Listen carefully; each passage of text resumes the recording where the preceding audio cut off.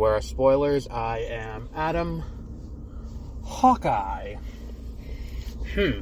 See, here's the thing. I don't want to come off as biased, because out of the gate, I kind of expressed my misgivings about Hawkeye. Namely that, like, the trailers didn't paint a picture that I would have needed to necessarily have Clint in this show for it to work. And I think that's kind of a, a misfire. If you have a show and the titular character, and I understand what this show is going to be.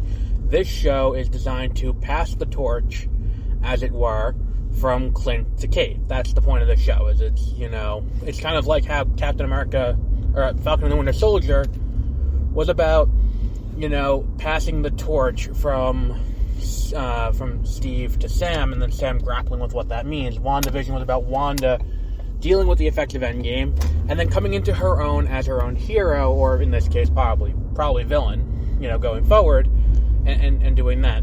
And Loki was about bringing Loki back to life. But all these shows kind of feel like you don't need to have seen them to get to the next part. Like, I don't need to have seen WandaVision to understand Doctor Strange into the Multiverse of Madness, I don't feel. Because WandaVision kind of, while it is self-contained, it's like, what are we going to get to at the end of this show? Okay, Wanda is going to, be upset. I think of the shows, that's probably the most required, but, like, Loki doesn't feel necessary, because it's like we saw Loki get resurrected. Like, Sam, we saw accept the shield at the end of Endgame, so passing it off back to the government and then reclaiming it is part of his character arc, to be sure, but at the same time not something that we have to grapple with, like, to understand where we're going. Now, if we look at, like, where we are going with with Wanda, with Hawkeye, I think if Kate Bishop just showed up, it wouldn't be as weird if she was just taking the place of Clint, because it's like, we got introduced to Clint in media res, and we didn't need to have an explanation as to who Clint is, what is Clint doing here, why is Clint here, and all of that. That said, I feel like, I feel like this show kind of needs to, not have Clint there. I'm sorry. But here's the thing. The quote-unquote glue we're going to have linking this into the mainline MCU as we know it is going to be the introduction of Yelena. We know Yelena's going to be there because the post-credit scene from Black Widow had her meet, Madam Hydra, and then on top of that, Florence Pugh's been on the press tour, so we know she's going to be there at some point. And this show that could be the cohesive way to get her introduced into this wider world. She could be her Nick Fury. I don't think we necessarily need Clint there to do that, especially considering we meet her, and it's like, she already knows how to do a lot. Like, we see her, like, that's the thing, it's her watching Clint is kind of like the moment of Wonder Woman on the, as a kid, like, kind of like the moment of Wonder Woman watching on the cliffside as they're training and then miming along with it. That's kind of her moment. That's kind of similar. And I think that's, a cool moment, but again, I don't think that you necessarily need him to be a main character, because for the first 2 episodes, it's kind of like he's there because you're expecting Hawkeye to be there for this show. He hasn't had an active, point on the plot yet, because the plot is, he comes to New York City to see, Rogers the Musical, which I cringed into next week watching. I'm sorry. Maybe it's just me. And maybe I'm in the minority on that. But it's dumb. I'm sorry. And this is what happens when we go to these series formats, where it's like we get this dumb bullshit like that. Like, a lot of what happened in WandaVision was dumb and silly, and it's just like, that's not what I'm here for. Just give me make it a cohesive 7 episodes, or a cohesive 5 episodes, and maybe cut out some of that shit. Like, with this, it's 6, and you're still padding the runtime with that. You're padding the runtime with him going to this live-action role-playing thing to try and get the Ronin armor. And it's like, it just kind of feels silly, and like they're trying to kill time. And ultimately, that's what Clint's plot line up until this point has felt like. It's like, well, we need to kill sometime, so what do? Oh, okay, here's what we'll do. He will go and help to get the Ronin armor back. Why? Reasons? Because, like, at the end of the day, like, he gets the armor back, and then he's like, okay, now I gotta go meet the Tracksuit Mafia, and then it's like, well, you know, if you're gonna do that, and then set the record straight that way, then all that time we spent at this live-action role-playing thing is pointless. Especially considering that, like, okay, well, now we know who, like, they know who Ronin is, and yeah, there are other people who are gonna want to get revenge on Ronin, but it feels kind of pointless. And the thing is, too, there was a path to do this properly and not have it feel weird. What could have been done is just, you know, Kate gets the Ronin outfit, and, you know, and then is in that situation, and then has to fend for herself. Hawkeye doesn't need to be there at all. And, like, if she just is wearing the outfit when they get attacked by the Tracksuit Mafia at her apartment, she could just leave in the outfit. She doesn't need to have Clint there. Like, none of this is necessary for Clint to be there. And you could have this story where it's like she needs to come into her own as a hero, and she gets mixed up in this on her own, and she gotta do it all herself, and, you know, that would work, but it seems they're too bogged down to making sure Jeremy Renner gets his screen time. They could have done without Jeremy Renner entirely, and there's nothing in these first 2 episodes that have shown me anything about it. And the thing is, too, it's like, I don't understand why Linda Cardinelli didn't go to New York as well, because there's no reason why. I mean, I'm assuming it has something to do with, like, availability, like schedule availability, to shoot that. But from a narrative reason, they don't really give a reason why she didn't go to New York with her kids and husband. And it's not like they're divorced, which would have been a understandable thing. I don't know. I just feel like these first 2 episodes were kind of a misfire. Like, I love the way that Haley Steinfeld plays Kate, because there's a certain, like, dry sarcasm, and there are a few laugh-out-loud moments. There are a few really good jokes, like, you know, when he gets, you know, captured, quote-unquote, because he gives himself up, and he's just, like, talking to him, like, look, I came here on my own, because, and they're like, no, you didn't, and it's like, when they're kidnapping him, and he's like, guys, I can see through the bag. Like, it's all kind of like, he's grizzled, he's done it before, and he knows what he's doing, but that's not, like, his whole attitude of, I don't care, I want to just get this over with and be done with it and go back home, like, that's cool. And if you're going for, like, a Lethal Weapon vibe between the two of them, I guess that works, but I don't feel like this necessarily needs, you know, I don't need these, like, I don't need Clint there. You can do the show without Clint, and it would be just as interesting. Because on her own, we know that Haley Steinfeld can hold, like, can hold her own. She's got the stage presence to do this on her own. Like, she can do, like, she was the lead in Bumblebee, where she's acting against a CGI robot. Like, she was, you know, Pitch Perfect 2 and 3 she was in. And she's holding her own against some, you know, major talent in those movies. And that's, you know, a big deal. So, she doesn't need to be handheld by Hawkeye. I think that's fundamentally my biggest issue with this, is that, you know, you're doing this show and you're making sure that Jeremy Renner is there, but all he's done so far is pad the runtime out to be an hour long instead of a half hour long, when the episodes could have been a half hour long and just been Kate figuring this out on her own. Especially considering her mom owns a security company and she can do all the tech stuff herself. So there's really no need for Clint to be there. Hopefully in the ensuing episodes they prove me wrong, and it's like, oh, here's why Clint is there.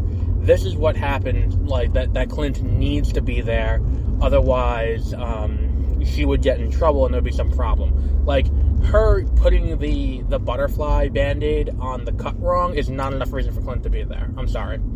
So we'll wrap up there for today. Tomorrow we will have The Flash Armageddon Part 2, and yeah, we'll be back with that. And until then, have a great rest of your week.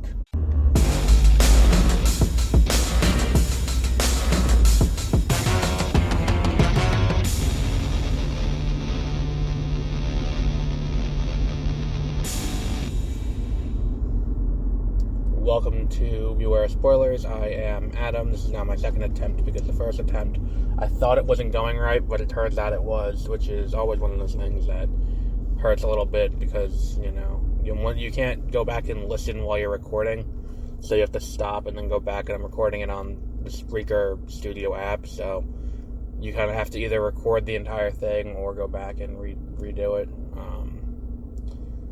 So, Hawkeye episode 3 we're going to talk about.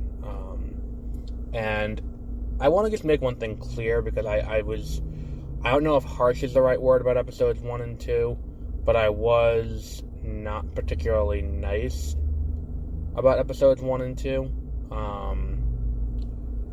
And I think that, if Hawkeye's definitely better than What If. It's not as good as Falcon and the Winter Soldier. It's not as good as WandaVision. It's I would say about as good as Loki. And I think it has some of the same narrative overriding purpose as Loki. So I see, here's the thing. This episode seems to be playing that game where it's like, we've been down this road before with Marvel, where it's like we're teasing a character, that if the character shows up, it's like, oh, cool, that character showed up. But then if it doesn't, it's like, oh, well, I was expecting X, Y, and Z to happen, and then X, Y, and Z didn't happen, so why? Why didn't this happen?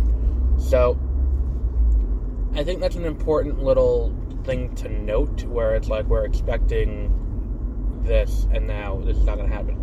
And I'm referring to how they keep referring to Echo's uncle, Echo's boss, the person above Echo who is the one in charge. She's not the one in charge. There's someone above her who's really in charge, and they're the one you don't want to mess with. If you get them mad, there's going to be problems, and it's a whole thing that is kind of overriding over the course of the entire episode, and it keeps getting referred to over the course of the entire episode. And I think that what this is building towards is it's not building towards Fist, because there's no way they're going through all this effort to build up someone and it be someone entirely new, especially as we're headed into the final 3 episodes. We're halfway done, and you still have a promise to finish about, the introduction of Yelena. Because we know Yelena's coming for Clint, because that was happening in the post-credit scene of Black Widow, and we know that's going to happen here. Otherwise, I think there's ways to do it there, because they don't tend to tease things that aren't somewhat imminent. And especially when it comes to like a TV show, if they don't know they're getting a second season, or if it's just going to be a 6-episode mini event, then it seems like a waste to set it up there and then have it come to a head elsewhere. And I will maintain that I think it would have been more interesting if, Clint wasn't there, and Hawkeye, Hawkeye, when she goes to fight Hawkeye, because she sees the Ronin on TV, she ends up fighting Kate. I think that would have been a more interesting conflict than her fighting Clint. But that's not the point of what we're talking about. But the point is, there's a point to that. We are now 3 episodes in the finale, and based on where this episode leaves off, and everything else that needs to kind of happen by the end for us to have a satisfying conclusion, that's a lot of groundwork that needs to be laid. There's a lot of stuff that needs to happen, and I think if we're going to introduce an entirely new character in this show, we kind of need to that would be not a great idea, because you won't have time to develop this character, and the character kind of would become one-dimensional. It's, oh, this person, we know it's a he, is above Echo, and that's all we really know about this character. And it's like, if they introduce us a nobody, that doesn't really make sense. It's not like the aerospace engineer who is just bringing one thing to to Monica, and it's like, oh, well, if it's a nobody or if it's somebody, it works either way. This has to be somebody because of the role they're having in the plot. It's kind of like if they were to introduce, like, I don't even know, but like similar to Loki in so much as Loki is about reintroducing Loki and kind of, I refer to Loki as the prelude to Phase 4, because it kind of is this, like, here's what the new overriding, villain's gonna be, here's what we're gonna be dealing with, here's kind of, like, where we're going from here. Now that the Infinity Saga is over, multiverse shenanigans, for lack of a better word, is the new, paradigm we have to deal with. And Loki does that. I think that, like, the smart thing to do would be to kind of split the MCU into two main camps, where it's like, the more human and grounded characters who can't hold their own against gods, that they are off dealing with, what's it called? They're off dealing with the various, okay, I guess you're around me, I guess. They're dealing with, like, Wilson Fisk on the ground level, while, the big money, cosmic level, people, are dealing with the bigger threats. Because, like, if they bring in Kang the Conqueror, or like, let's say they bring in Korvac, or, like, when the Eternals do come back and they're fighting Celestials, what the fuck is, like, Daredevil or Hawkeye or whatever going to do against them? And the answer is nothing. It's kind of like, we in the beginning, we kind of needed Hawkeye to be the beating heart of the Avengers, quote unquote, as much as Joss Whedon tried to shove that down our throat.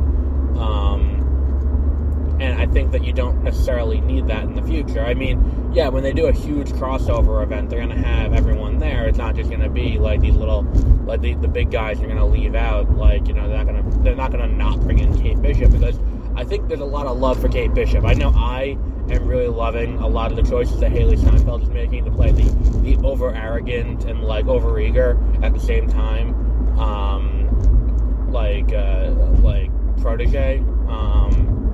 And I think that like, she's doing an excellent job. And I think that for the first time in this, Clint is starting to grow on me as a character, in the same way that, like, a cancer would, I guess, where it's like, I don't necessarily have a deep affection for him, but in this role as the aged, grizzled, like, I've seen all this before mentor, I think he works, but I don't particularly, need to see him in another Avengers movie. And the thing is, too, it's like, if this episode ends with, if this series ends with his death, I don't think it will, because I don't think that's the way this show goes. But I think that if it ends with his death, that's a huge misfire on their part. I think it's just going to end with his retirement. I think that's where we're going to be at the end of this. This episode is some of the best action we've seen across any of the Disney Plus Marvel shows. It's definitely the most fun to watch, and using all the trick arrows is cool. It's kind of something that's been missing from Hawkeye in the MCU up until this point, where it's like, we don't really have him, doing things besides shooting arrows at stuff. I will admit, and maybe it's just me, but if I was Marvel, and this show's going into development at the same time Arrow is ending, I would have brought in some consultants from Arrow, for how to do, fight sequences with a bow and arrow. I'm not saying that the fight sequences that they do in the KB toys are not, well done. But I'm not saying I've seen better, but I would definitely have consulted, because, like, a lot of the stuff feels kind of like, I don't want to say rudimentary, but maybe like season 1 Arrow before they had stunt coordinators who were really, devoted to that, doing things. I don't know. I feel like it's a little bit of a, like, not a misfire per se, or an unforced error. Those aren't the right words. But, like, I feel like the show could have done better with that action sequence. But the car chase and the cinematography in the car chase is just fantastic. And I think that's really what turned me around on the show, where it's like, we are going to do something so totally unique and so totally different from anything else we had ever done in this universe, that you will have to take notice. And that is, like, that there are good massive swaths of that are just long tracking shots. Like, you're sitting in the back seat with them, and the way the camera pans and moves and all of that, it adds a level of, like, fanaticism or frantic. It makes it feel more chaotic. As it's like, as the camera moves and it's like, okay, what's over here, what's over here, what's over here? Because now you don't know what's going on around you. It's like you're in the scene, and it works to tremendous effect. And the way that Clint and Kate communicate in that scene, when Clint can't hear her, is also great too. I think taking away Clint's hearing was an interesting wrinkle to add to the character.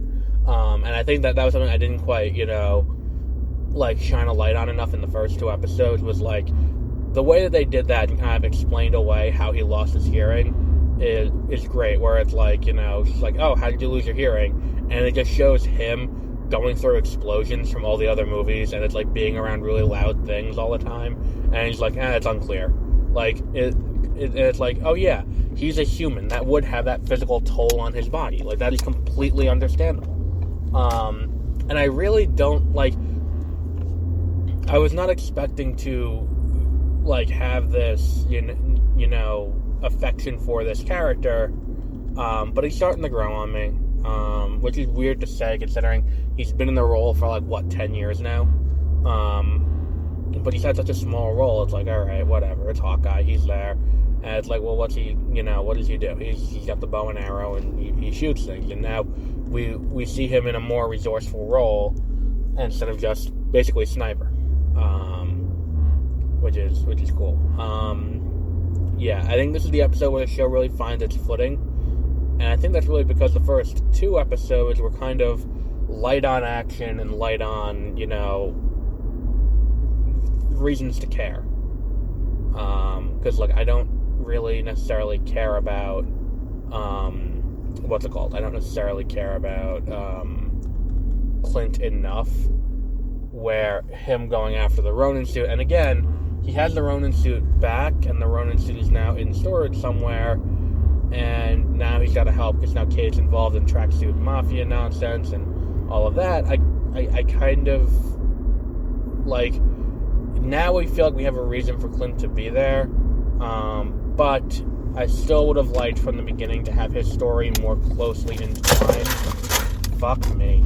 No, I had a full can of soda fall on the side of my seat.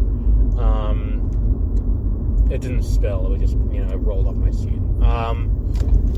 I would have liked to see his story more intimately entwined with Kate's from the beginning, so it wasn't like, kind of an afterthought, like, oh shit, we gotta tie these together somehow, let's do this, which is kind of what it felt like. But that's, at this point, now they are together, and now there's a reason for them to be together, so I'll accept it. So yeah, we'll wrap up there for today. We'll be back tomorrow with Power of the Dog. And yeah, so until then, have a great rest of your week.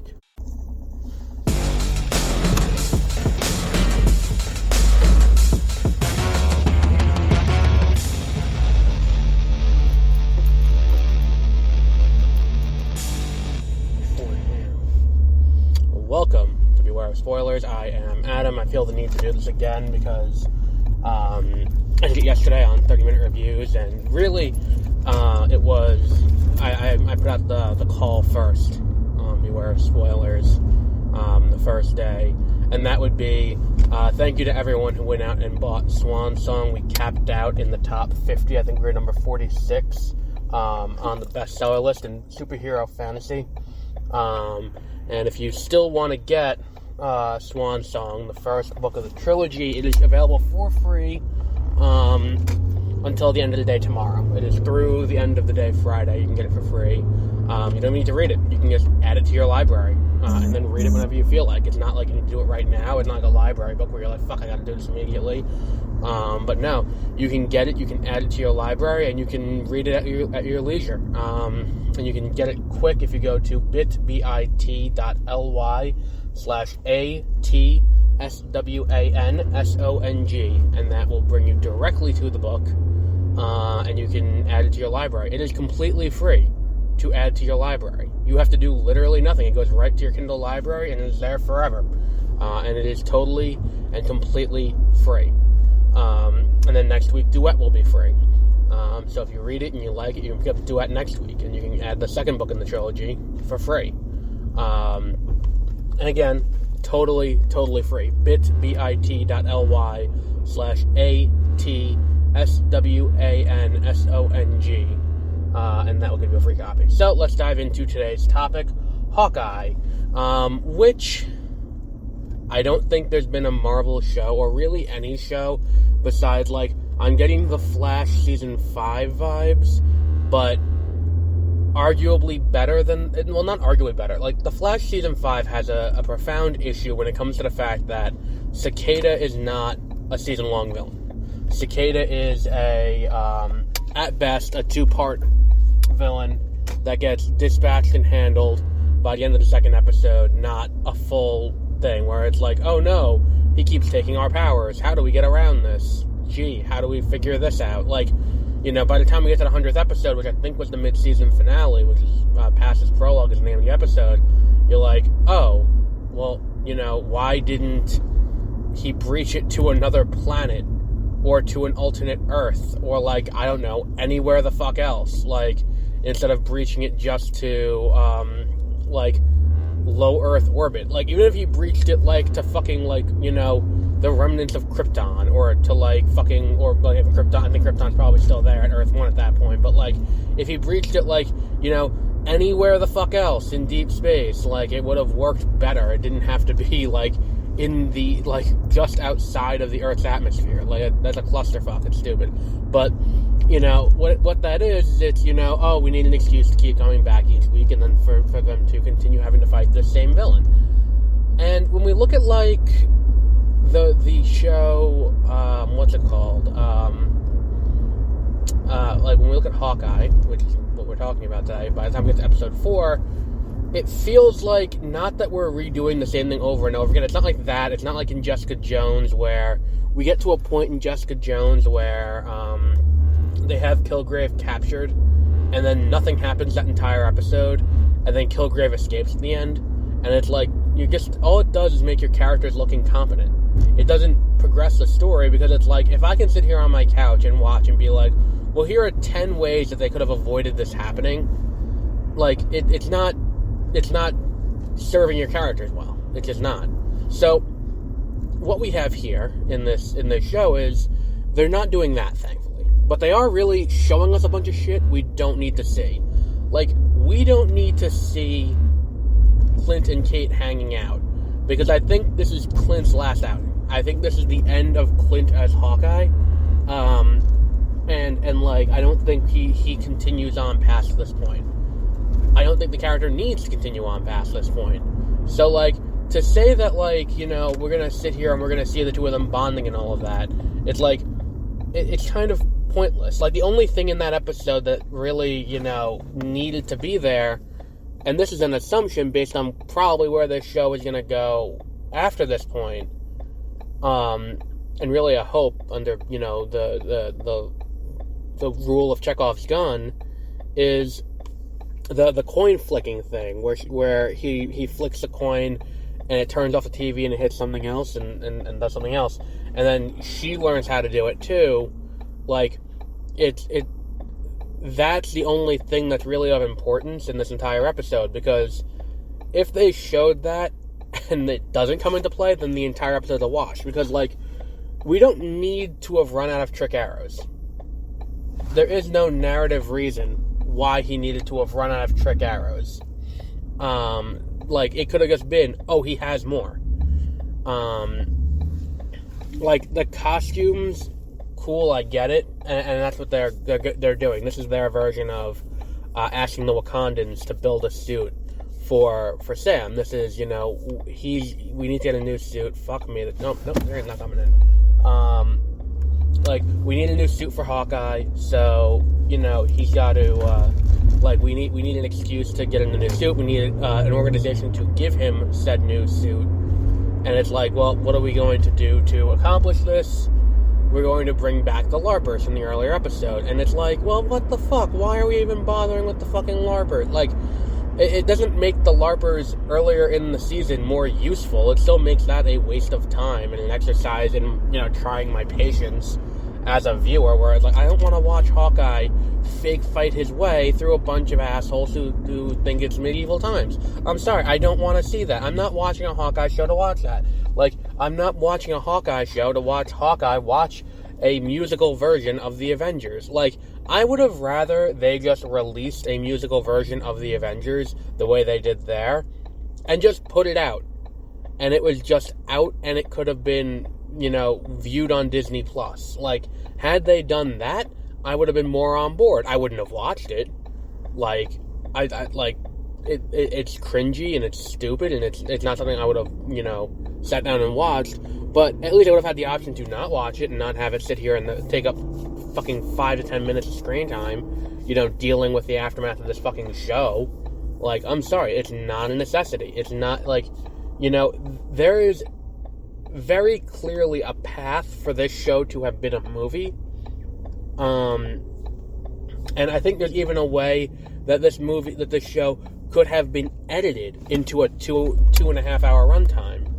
Like, you don't need to sit here and stretch it out just to make it into a series. We don't need it to be a series. It's fine. It can be a movie.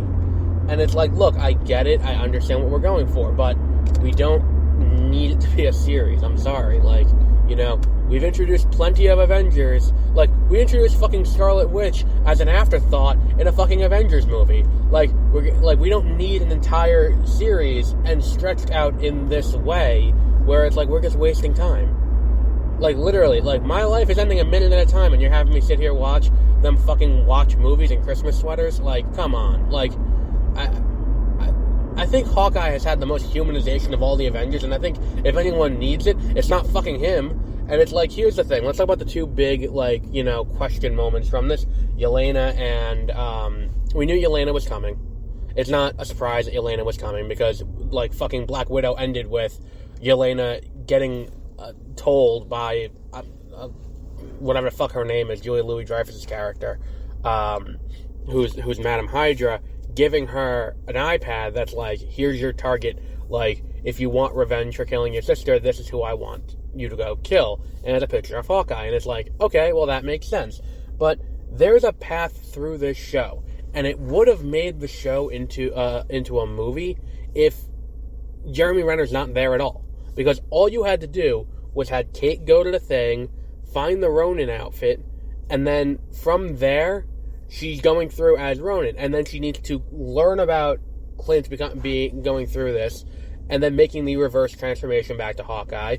Then she encounters Yelena, who has now tracked her down based on the fact that she is, acting as Ronin in New York, and then that leads to this same conflict, but it does it in a much cleaner way. That's not making me sit through a fucking Avengers musical. Or making me sit through this fucking, going through the LARPing stuff. Or watching them hang out in an apartment. It's not necessary. It's a waste of time to show all of this. Like, it's not progressing the story. And it's like, I think Yelena I think that Yelena does, and I know that I said this initially, but, I think that Yelena could have just handled, could have just handled fighting, what's her name, on her own. could just handle fighting Kate on her own, without having to do an extra, having Clint there. But I think for closure, she probably does need, She probably does need a conflict with, a conflict with Clint. Because if she thinks that, Clint, if she thinks that Clint killed her, I think that it's a misservice to the character to, I don't know, it feels kind of like you could have done it either way, and it would have worked either way, and it's like, do we need to be here? Like, I literally feel like I'm asking these questions, and I'm like, is this necessary? Are we at a point where it's like, why are we doing this story in this way? Like, it doesn't necessarily make sense. It doesn't quite fit into what we need to use this story for. And ultimately, the point of the story is to introduce Yelena into... Like, this show is going to... Like, there are going to be 2 net results of this show. Introducing Kate... Well, 3. Introducing Kate Bishop to the world and having her be the new Hawkeye. That's number 1. Number 2, taking Yelena as we saw her in Black Widow and reintroducing her into this new world and making her part of the broader picture. That's objective number 2. And objective number 3 is establishing a kind of criminal underworld element that's not, purely cosmic villains, which is kind of what the Avengers have been dealing with. Like, they say, oh, we're busting up arms dealers in Age of Ultron, but at the end of the day, it's like, they're not really dealing with that all that often. It's like, Hydra is still a global threat. Like, they need more regional threats and things that'll create stakes on a smaller scale. Like, we don't need, and I think that's kind of, like, Kingpin is a huge threat, don't get me wrong, but that's where we're going with this, is that, we are going to build towards a Wilson Fisk. We're going to build towards other street-level villains who are going to be a longer and overriding threat, and especially with the comments of Kevin Feige this week about Charlie Cox coming back as Daredevil when Daredevil does return. It does seem like, they do have plans for these street-level heroes to do more than just this kind of stuff.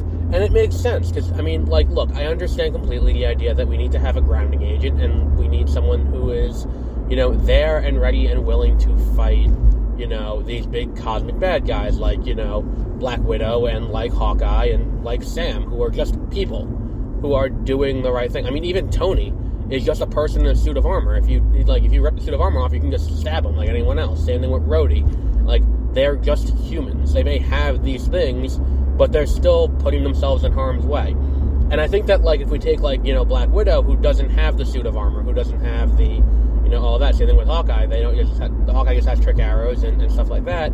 I don't think that you necessarily need, you need them on that scale. Because now Captain America isn't a super soldier anymore. He's just a guy who believes in what he believes, and he believes in doing the right thing. And we don't, I think at this point you can kind of dissociate the cosmic level threats from the street level threats and not have to worry about what's what I'm looking for here, feeling like something's missing. You can do kind of a split A-B and do that kind of thing. You don't have to have the Punisher going off to fight like fucking Korvac or anything. He can kind of hang out. You don't need him to hang out and fight the Dark Phoenix. It's, he's content dealing with the criminal underworld.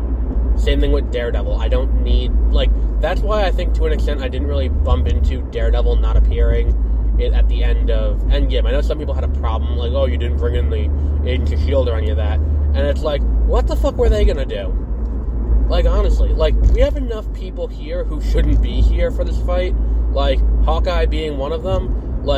We have enough of these people. You don't need to have, a small platoon of people who shouldn't be there, and then on top of it, you don't necessarily need we don't need Daredevil to fight. We don't need Jessica Jones to fight.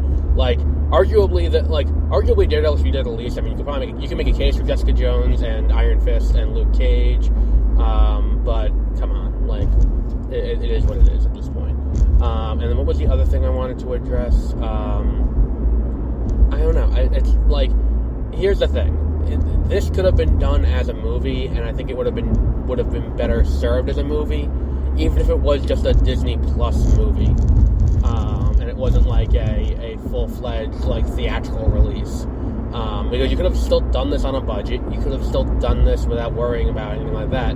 But like, I mean, I just don't understand why why it needed to be as long as it is. Like, it could have been you could have done a 4-episode miniseries and been done with it. It doesn't need to be as long as it is. Everything wrong with the show comes down to the fact that it's too long, and 6 episodes is too much time. And now it's like, oh, episode 5 is going to be cool, and it's like, yeah, okay, awesome, like, it's cool that episode's going to be good, but like, what about everything else? And it's like, look, at this point, episode 5 has to be introducing Kingpin. We're at that point now where you have to introduce Kingpin. Otherwise, you're just kind of not doing anything. Like, you can't... And the thing is, too, I know how this is going to work. It's going to be...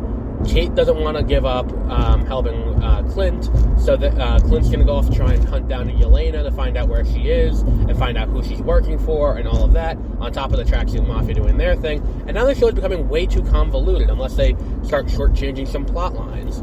Like, what's going on with the Tracksuit Mafia? That's going to become... And that's the thing, too, is you're wasting all this time, and it's like, you could have shown us Echo doing something. You could have done that, because Echo's getting backdoor piloted out of this show. Like, you could... Like, that was an option. That was very much an option. You could have shown Echo doing things. And how much would it suck if you were the person who was like, oh, I'm working on the Echo show. I don't think they've announced, like, showrunners or anything yet. But, like, oh, Echo is coming, and it's like, by the way, we announced Echo to put that out there, but it's not. It's Daredevil Season 4. Which I think is a valid possibility to come out of this show. And I think that, like, when they do Echo, that's kind of what the announcement was for, is that it's like, No Way Home is going to reintroduce Matt Murdock, and then he's going to be an active player in Echo. And I think that's where this is going. I think it's a cool idea, but, you know, if we gotta sit through a fucking Hawkeye show to get there, like, is it worth it? Like, the thing is, too, it's cool. I like the aesthetic of the ground level, you know, nonsense. I love the way it looks and the way it feels and all of that. But it's just, it's just you're taking too long to get to the point of the show.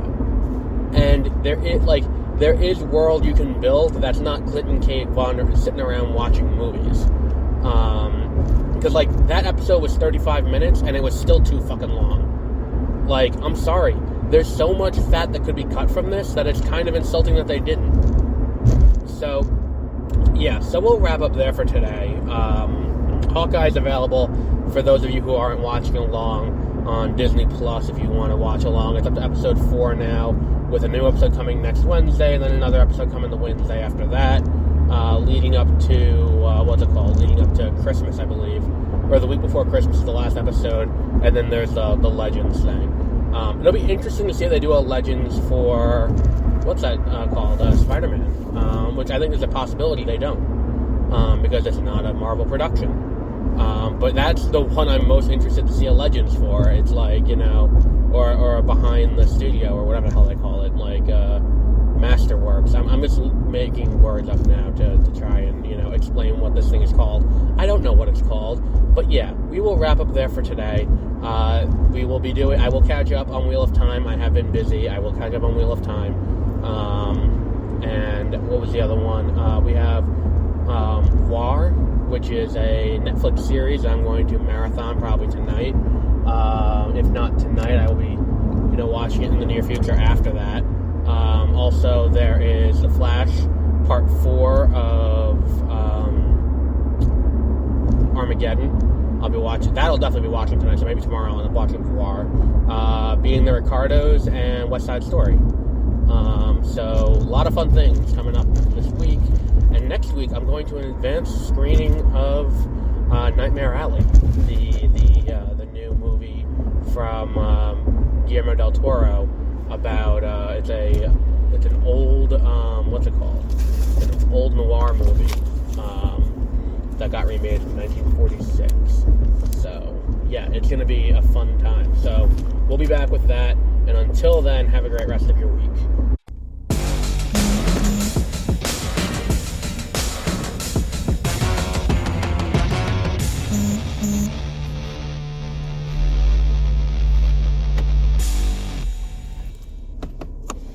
Welcome to our spoilers. I am Adam. We are now on Hawkeye episode 5, and I think that I may be part of the problem here, where I'm willing to put aside everything, all of my misgivings about the show up until this point, because this is a very strong episode.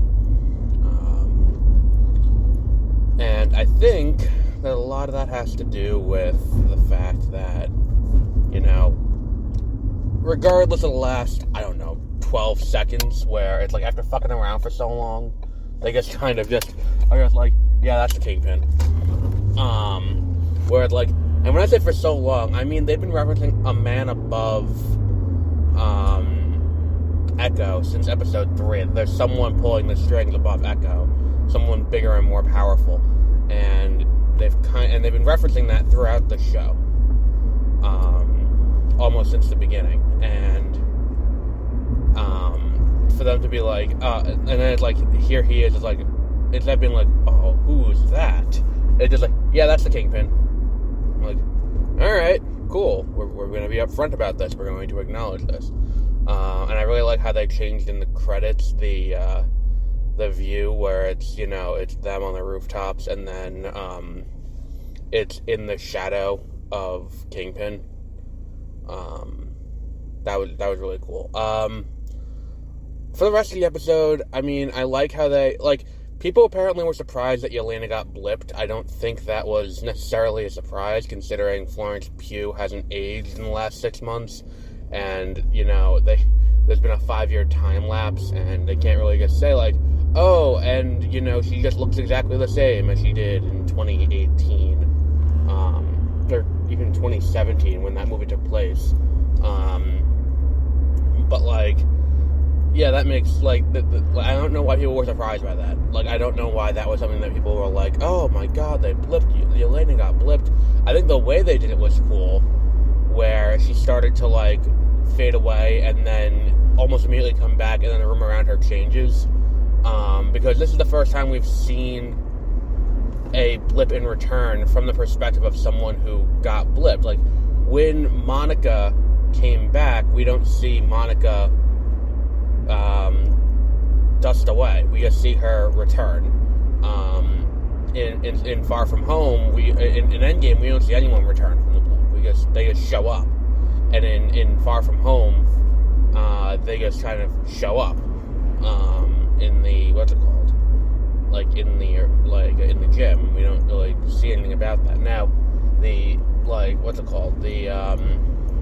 Here we see, it's from her perspective, so we see her fade out and then fade right back in again, and it to show the passage of time. And I think that, the room changing the way it does, the slow change of the room, is meant to be her perspective, because I think your brain wouldn't be able to process if a room got repainted entirely in 5 seconds, and you're in the room, and all of a sudden, in a snap, the room's a different color. Your brain would have to fade the two together, I guess, is what they're trying to say, which I could buy. It's I don't know how my brain would process that. I mean, granted, it's if an image changed in front of me, I don't know. It's also something that wouldn't change. I don't know. It's an interesting kind of visual, but I don't know how, why it would happen like that. And I think that, what else was there? I like the relationship between Kate and Yelena. If this is where we're going to go with the new relationship between Hawkeye and between Hawkeye and Black Widow, I like where this is going. And Kate is going to have her new costume next episode, obviously, in the same way that Falcon got his costume at the end of episode 5. Here we have the guy who's making the costume go, yeah, I got a costume for you. And do you want to see them? And Clint's like, no, I just kind of want to relax a little bit. Do I think they're going to kill Kingpin next episode? I think there may be a revolt if they kill Kingpin off in the next episode. I don't think Kingpin ends up back in jail. I think Kingpin ends up scot-free. I think that an hour is not enough time to wrap up this story. So I think that kind of has to happen, where, you know, they have to finish off and then move forward, like that kind of thing. Like, especially since Echo is getting her own show, and we get our first inkling that Echo is being betrayed, and Echo is finding out she's being betrayed. That Kingpin is just using her as a weapon more than anything else. So I think that what's ended up happening is the big conflict is going to be with Echo, and we're going to get what I thought should have happened in the Wonder Woman, where it's just, you know, between, or, you know, let's use like a realistic one. What happened at the end of Loki? At the end of Loki, it's not a big fight conflict. It's a conversation where it's these people are sitting down and talking. And I like the idea that, you know, that's what I would like to see, is an episode of something where we get what happened during the blip. Because I'm going to maintain that, based on where Daredevil ends and where this picks up, he couldn't have, like, Fisk had to have been blipped, and Daredevil, well, no, Fisk wasn't, Daredevil was, in Infinity War. That way, you have a reason why Fisk can rebuild his empire and build it up to this point. And we know Daredevil, you know, does exist in the Marvel Cinematic Universe. If Fisk does, then Daredevil does too. So it'd be cool if they did like a little connective tissue, like they did here with Yelena in the beginning of this episode, where it opens up with, here's what Yelena's been up to, here's what, you know, like, what's it called? Here's what Yelena's been up to. Here is what is going on with her, even up until, you know, like, it basically brings you from Black Widow to the present. Because it's like, it presumably she talks to the friend, who immediately she returns and she immediately knows that Natasha's dead somehow. Even though, like, the snap happens and then they're currently the fight is currently happening.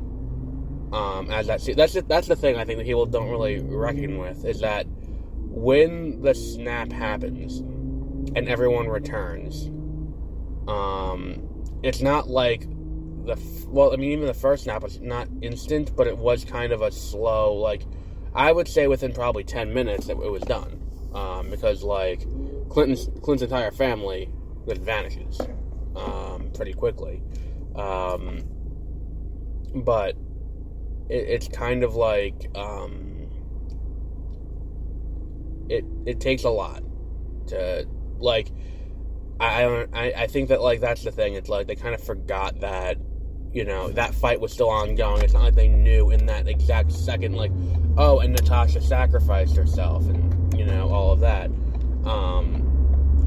But, you know, it's easy to figure out what happened from there. It's, you know, she's getting brought up to speed with what happened, and then she is going to Natasha's grave, where she's going to meet with Elaine, who's going to send her off on the mission to kill Kingpin. I saw a theory online that really she's Vanessa Fisk. I don't believe that. I do believe that she's just Madam Hydra.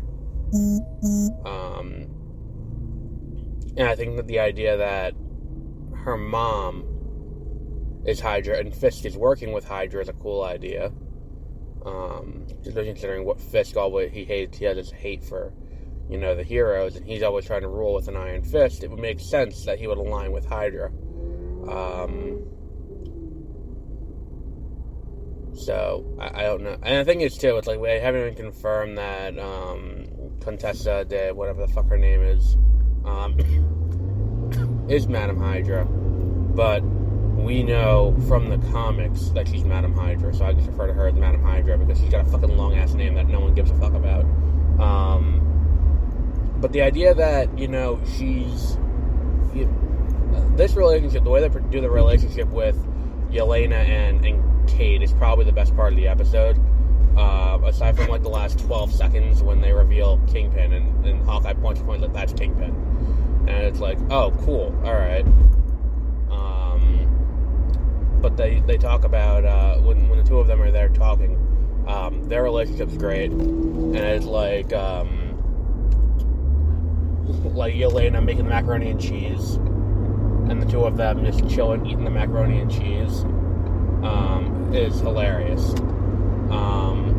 And then, Yelena trying to convince Kate to eat with her, and then criticizing Kate's life choices for, why do you only have one fork? And Kate's like, I'm just one person, why do I need more than one fork? And I think that the problem with, the whole thing is great. The whole thing is, is hilarious. And, I hope that this relationship goes further. I have one small nitpick, though. I genuinely hope that they do like they did with Scarlet Witch and have her slowly ditch the accent, because the accent's annoying. The Russian accent. It's grating. It's one of those things where it's you don't really notice it in Black Widow because she's kind of a supporting character, but in here, where she has entire long sequences of dialogue. And the thing is, too, in Black Widow, she's one of 5 characters that are doing fake Russian accents, because Rachel Weisz is doing one too, and what's his name is doing one too. Hopper from Stranger Things is doing one too. But here it's kind of noticeable because she's the only one doing the fake accent, and it's kind of alright, cool, you can do a fake accent, moving along, let's get on with our day, let's, I don't need to see, her do a fake accent for an entire, for an entire, movie, because that would get grating very easily. Now, they are going to make more Black Widow movies. Scarlett Johansson's been on the record saying she's going to be executive producing more movies for Marvel Studios, and I think that that's, more Black Widow stuff, and I think that that's going to be Yelena's movies, and I think that, we're going to have a future with her. I hope we get this kind of, friendship between the two of them. It's a really cute friendship, the way the two of them kind of, play off of each other, because they both have a kind of,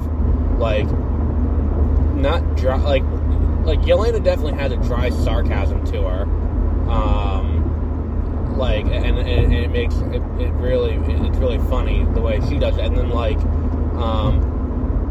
Kate has an endearing over eagerness to her that play off each other well, and there's a great scene where it's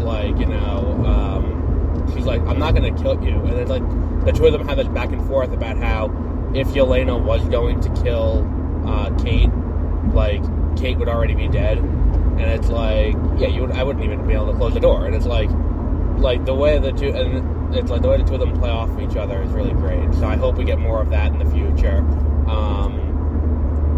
And the other thing I don't like is the idea that somehow Kate was able to talk Yelena out of killing Clint. I don't think that that's necessarily something that needed to happen, because I just feel it's they don't even mention the fact that what really happened. I think Clint should have gotten that chance to explain to Yelena what happened. Look, it should have been me. And I think that's the big thing that Clint should be grappling with over the course of this show, is that it should have been him who went and took the dive off the cliff. Like, it should have been him who died and gave his life to save the universe, not Natasha. And, like, we see inklings of that, and inklings of the survivor's guilt that he has, but not enough to really make that a theme of the show, I don't think.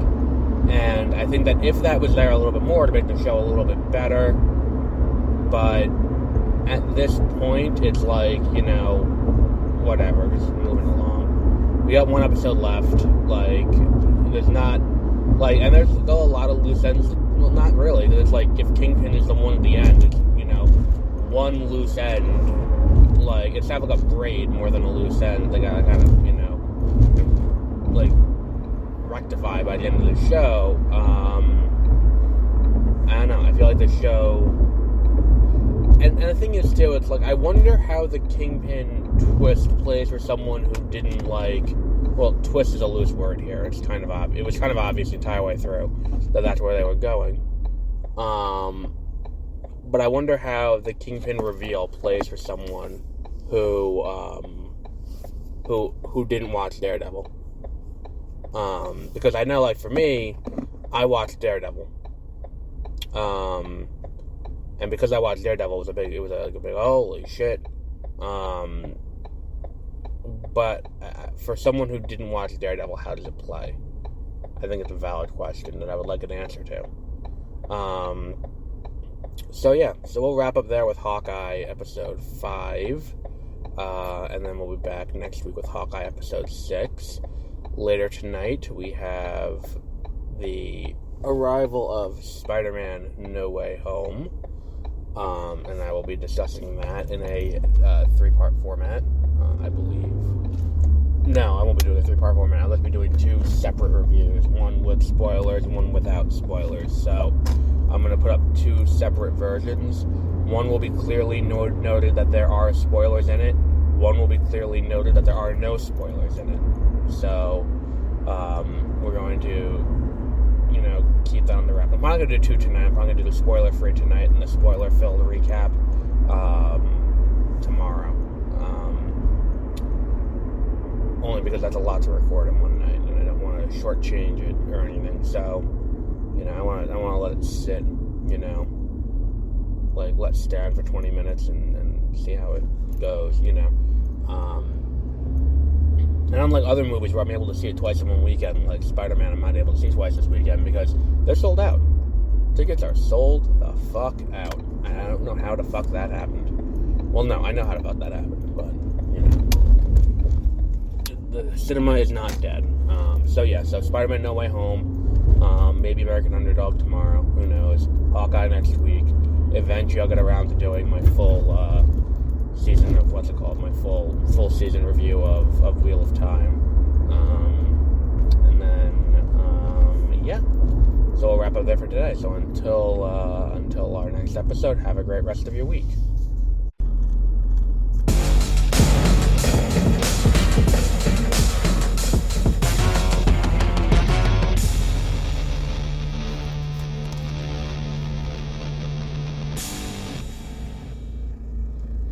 Good morning. Welcome to Beware of Spoilers. I am Adam. I am awake.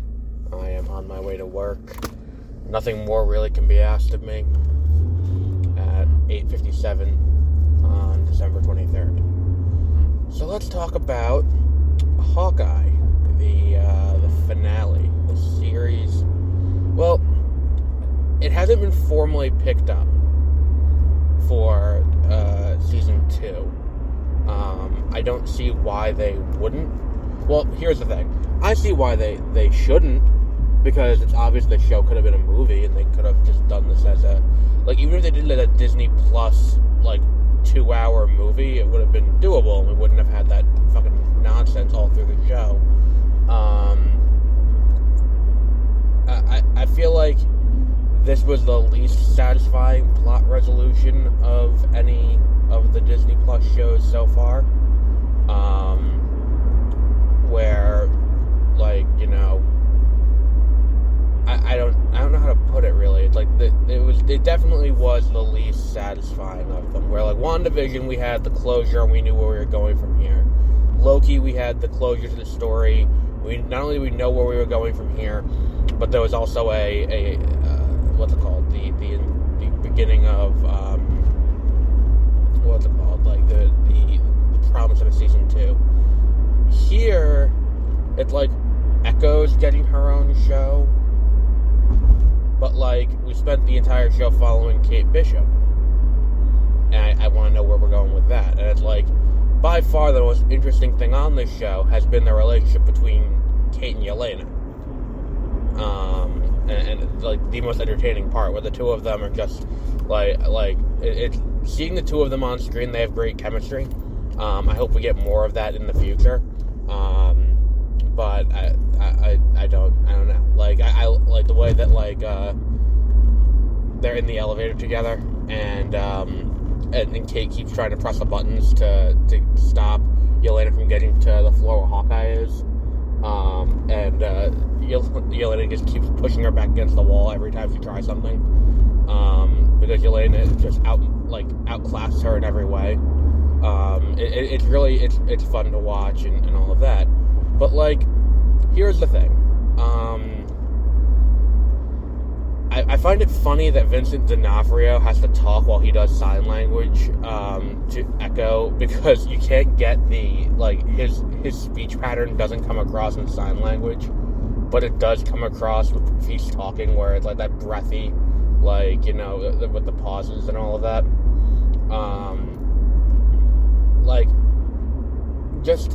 I feel like and the fight between Kate and Kingpin is great too. At the end of the episode, where he doesn't want to fight her because he's like, this is not something I want to deal with, so he's just like throwing her aside. And it's not even like he's just shoving her, he's literally like picking her up and throwing her aside, like, leave me the fuck alone, I have things to do, stop bothering me, I have it's like dealing with a fly. And it's just, you know, the sense of scale between the two is just so well done. And he just gets his ass kicked up and down that movie. In that what's it called? At the end of this, he just gets his ass kicked and blown up. And now let's address the ending. The ending where he gets, you know, presumably shot in the face. There was a way to do that as a post-credit tag and not do an entire musical rendition of the first Avengers movie for 5 minutes. But, you know, that was, I think, a bigger fuck you than, like, Howard the Duck, or like Tony Stark having a therapy session with Bruce Banner, or any other, like, or the shawarma scene, where it's like, here's, you know, well, where are we going next for Echo's story? You know, how are we going to sell you on Echo? Because here's the thing, Echo has kind of tied up the loose ends, and it's like, we know Hawkeye's not dead because this comes from the comic, where it's like, you know, Kingpin gets shot in the face, he fucks off to, not Porto Maltese, that's in DC, like Madripoor or some bullshit like that, some bullshit fake country, and then he gets, you know, he gets fixed, and he's blind temporarily, but that's fine. I don't think that necessarily they need to they need to do that. They could just say she didn't shoot him, and then just ran off, which would be, you know, equally good. So we don't see her, you know, shoot him. We don't see the body. If there's no body, they're not dead. And I think that they killed off fucking Kingpin after making such a grand, like, you know, gesture about bringing him back in this way. And after bringing back Daredevil in No Way Home, I feel like that would leave a sour taste in a lot of people's mouths. I feel, at least. It would bother me as a Daredevil fan. Let's see, what else have we got in this episode? I mean, the episode's largely forgettable. Also, that could partially be because I watched The Matrix Resurrections right after. And I feel like it's like, you know, it just, like, the plot doesn't really get resolved, because, like, it's not like, you know, they're going to change anything going forward. It's going to be the same, like everything is still happening. Like, Hawkeye gets home for Christmas. Cool, I guess. I wasn't rooting one way or the other for that. Like, you know, it's such a dumb, arbitrary time scale to add to a series that, like, had this ended in, like, June wouldn't have been a thing. And like, you know, getting rid of the Ronin suit is just something that should have happened toward the beginning. Not, you know, now. It should have happened after Endgame, not now. So, yeah, it just, like, a lot of what happened is like, okay, well, why is this a thing that we have to deal with? What the fuck are you doing? What else do I have? I don't know. It's not even like there's anything in this episode that's particularly interesting. Like, they managed to make the return of Kingpin not interesting, because it's just kind of confusing, where it's like, look, they could have done something cool, where it's like, here's how he got dusted, or here's how, you know, here's something else, or, like, there are so many opportunities to do cool things, and then they just didn't do it. And I feel like the other thing that they did that was a bad idea was making Linda Cardinelli Mockingbird, because I think it almost certainly at this point we're not getting what's it called? We're not getting Mockingbird in a movie. I think that's almost certain, because it's like, if they were going to do Mockingbird, wouldn't they just, like, you know, have done it by now? And it's like, where does this fit in? Like, if this is the last episode for Hawkeye, just get over, motherfucker. If this is Hawkeye's last adventure, I mean, it's probably not. They're probably going to have him come back with something else in the future. But if this is it, and this is where we're ending off, then I feel like there's no room to do that. And it feels like they're being very selective in what they add over from S.H.I.E.L.D., because from the TV verse, because, like, Mockingbird was on Agents of S.H.I.E.L.D., Bobby Morse, and she now she's not canon anymore, I guess, which is weird, because, like, it was the first TV show to be acknowledged out of all of them. So yeah, I don't quite understand what was going on there. But at the end of the day, it's like, you know, it feels like the character's just being, you know, wasted. Where they could have done anything else with the character, and it just kind of feels like they had this idea of what they were going to do, and they were like, fuck it, we'll do that, and that's it. And then it's like, well, what about, you know, going forward with this? What if we want to take this character forward in the future, or do something with her? Because there was a big push in the comics for her to do things. I think Gail Simone wrote it for a while. Like, they had her for a bit, and they just didn't do it. So yeah, what else did really happen? It's like, you know, Vera Farmiga was the bad guy, which probably we should have expected, because she was the bad guy. Like, that's what she does now. So that's cool, I guess.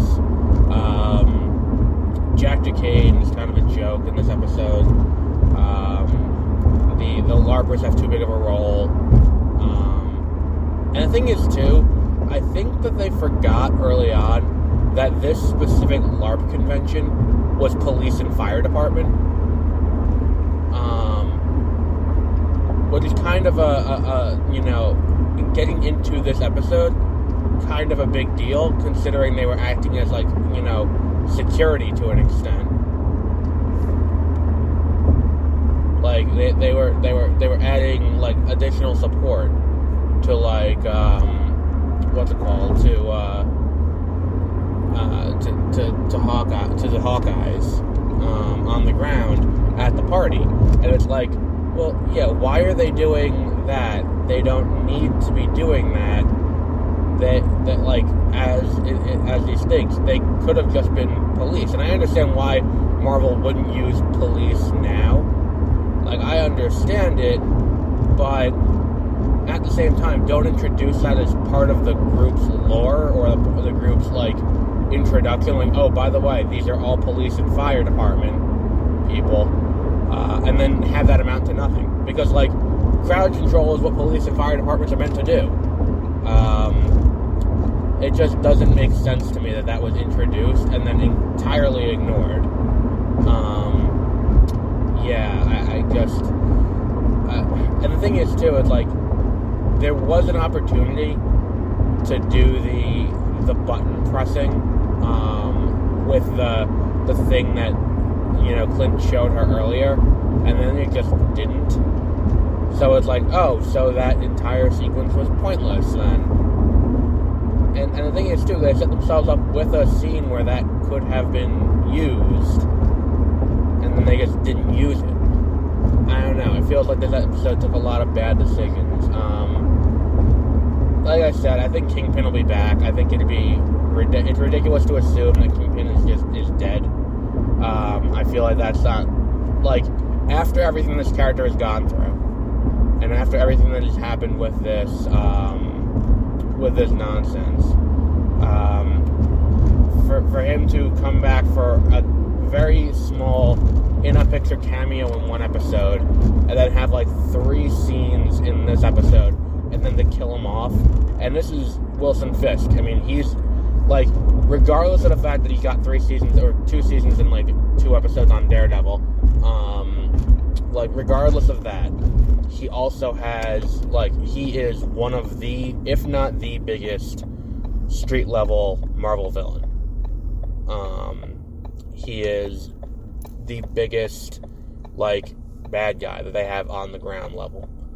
I think that it'd be a complete waste for them to just, like, do that and then kill him off immediately. And again, I don't think they did, because the comic, they didn't do that. In the comic, that happens, and he actually does get shot in the face, and he's, he gets better. So yeah. So I feel like this is not a waste of time to watch. I don't want to say that, but it's an exercise in why do a series when you could do a movie, and the movie would have been a lot better and tighter. And I think that that's the problem with this, where it's like, really, it's like 4 or 5 hours, and it's like, this really could have just been 1 2-hour movie if you cut, like, a lot out of it. And the thing is, too, it's like, it's not like you're cutting a lot and you're taking a machete to it and it's like, oh god, that's not good. It's, you're not doing enough cutting in pre-production if you're getting this outcome. So I think we'll wrap up there for today. Later today, whenever I leave work, I don't know when that will be, but whenever I leave work, I will record the episode based on the Matrix Resurrections.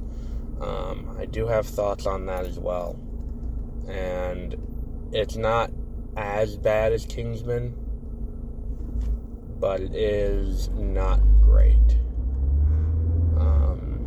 But we'll talk about that later today. So until then, have a great rest of your day.